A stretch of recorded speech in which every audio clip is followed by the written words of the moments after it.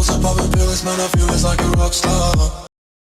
7 મહિના પછી જોઈને તમને બધાને એમ થતો હશે ને કે આ તો પાર્ટી ઉઠી ગઈ હતી. તો સાચી વાત છે ભાઈ, પાર્ટી ઉઠી જ ગઈ હતી, કામે ચડી ગયા હતા, ભેગું નહોતું થતું, શું કરવું? ગુજરાતી કાંઈ નોકરી થોડી ના કરે, ઈ તો ધંધો કરે, ધંધો. લાખ ઉપર વ્યૂ જતા હોય ને એને ક્રિએટર કહેવાય, લાખ ઉપર ફોલોવર હોય ને એને ક્રિએટર કહેવાય. મિત્રો, મારે તો 1 લાખ ઉપર ક્યારેય વ્યૂ આવ્યા જ નથી. અને હા, 1 લાખ તો બહુ દૂરની વાત છે, અહીંયા તો 1000 સબસ્ક્રાઇબર પણ નથી. તો શું આ સમાજ મને ક્રિએટર ગણશે? તમને બધાને તો ખબર છે કે ગુજરાતમાં કોન્ટ્રોવર્સી હાલતી હોય અને તમારો ભાઈ વ્યૂ છાપવા પહોંચે નહીં, એવું કોઈ દી બને ભાઈ? હવે મને સમજાણું કે મારી ચેનલ પર આખરે વ્યૂ કેમ નથી આવતા. કોન્ટ્રોવર્સી કે મેટર ગમે એની હોય, આવી ઉડતી બલાયું લઈ લેવાના ને વ્યૂ છાપી લેવાના, એટલે આપણું કામકાજ હાઈ ક્લાસ ખાધા જેવું થઈ જાય. તમારા આ આઈડિયાને ધ્યાનમાં રાખીને હવે મેં પણ નક્કી કર્યું છે કે મારે પણ છે ને વ્યૂઝ છાપી જ લેવા જોઈએ.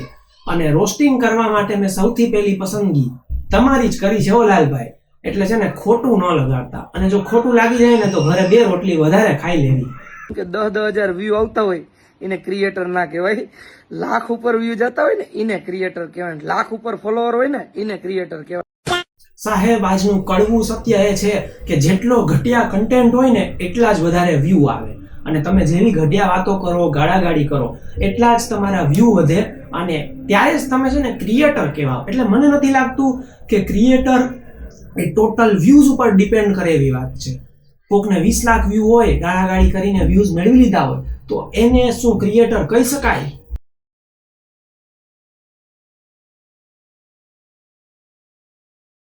પણ પબ્લિકને આમાં જરાય મજા ન આવી ભાઈ. આજકાલ પબ્લિકને છે ને બીજાને નીચા દેખાડવો, ક્યાંક હોળી હળગાવો ને આવું બધું કરો ને તો જ છે ને મજા આવે. અને આવું કરો એટલે તમને બધા વ્યૂઝ મળે.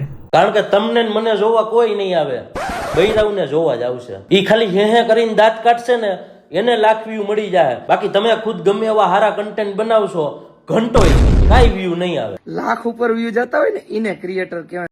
સાવ સાચી વાત કીધી તમે લાલભાઈ.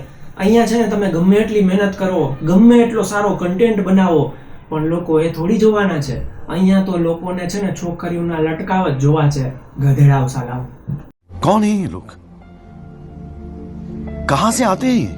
અને ઘણા લોકોને ઘણા બધા કન્ફ્યુઝન છે કે એની નામની પાછળ ડોક્ટર કેમ લગાડે છે ભાઈ. બાકી બધું તો ઠીક લાલભાઈ, પણ છે ને પાછળ ડોક્ટર ના લગાવવાનું હોય, ડોક્ટર છે ને આગળ લગાડવાનું હોય.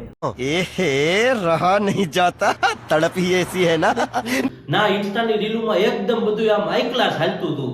હું ખુદ યાર વિચારમાં પડી ગયો તો કે હવે તો યાર ગુજરાતમાં બધાય સુધરી ગયા. ના લાલભાઈ ના, અહીંયા જ તો તમે થાપ ખાઈ ગયા. સુધરે ઈ બીજા, ગુજરાતીઓ કઈ સુધરે નહીં. અહીંયા તો એવી નોટો ભરી છે ને કે પોતે સુધરે ઈ તો વાત બહુ દૂરની રહી, પણ આખા ગામને બગાડે. હવે આપણે કન્ટેન્ટ ક્યાંથી ગોતો, હવે આપણે કોના ઉપર રોસ્ટિંગ કરવું? પણ આપણા સલોની મેડમ થી મારી શાંતિ સહન ન થઈ ભાઈ. એકવાર બપોરે નિરાયતે હું આમ જો ઉતા આપણો તો ધંધો હે ભાઈ, ઇન્સ્ટાની રીલ સ્ક્રોલિંગ કરતો હતો, અને અચાનક આવ્યું હો ભાઈ, લાઈફમાં તમને કઈ આવરે કે ન આવરે. વિચાર કરો હું કેટલો ખુશ થઈ ગયો હોઈશ. મેં કીધું હાલો ભાઈ આપણો મેર પડી ગયો.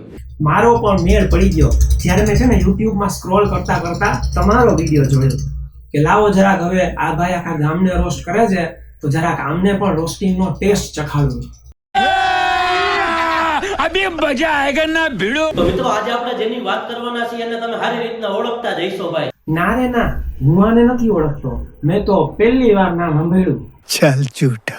અને સાચે હો, સલોની મેમ મોટિવેશન વિડીયો બનાવે છે ભાઈ, અને એના વિડીયોમાં લોજિક એટલું જ હોય છે જેટલું સ્ટાર પ્લસ ની નાગિન સિરિયલમાં હોય.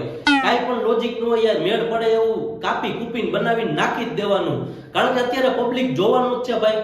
ઓહો, હવે મને ખબર પડી કે આ લાલભાઈને વિડીયો બનાવવાનું મોટિવેશન ક્યાંથી મળે છે. તમારી કિંમત ત્યારે જ થશે જ્યારે તમારી જરૂર હશે. કારણ કે શિયાળામાં સૂર્યની જેટલી વેચ થતી હોય ને તેટલી ઉનાળામાં નહીં થતી હોય. સારું જ હતું કે મેં આનું નામ નહોતું સાંભળ્યું.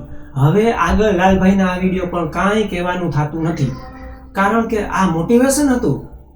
આ જોઈને તો જે મોટિવેટેડ હોય ને ઈ પણ ડિમોટિવેટ થઈ જાય. मारो मुझे मारो, मारो मुझे मारो, मारो. ભરતભાઈ પરમાર, મૌરી ફાયર બ્રિગેડ. પબ્લિક પણ છે ને ગમે એને ફેમસ કરી દે હો. અમે અહીંયા રીલું બનાવીને મરી ગયા તો હજી 2 લાખે નથી પૂગ્યા. તો અમને યાર દુઃખ ન થતું હોય, પણ આ ઉંમરે છે ને હંસાબેન આપણે માળા કરાય.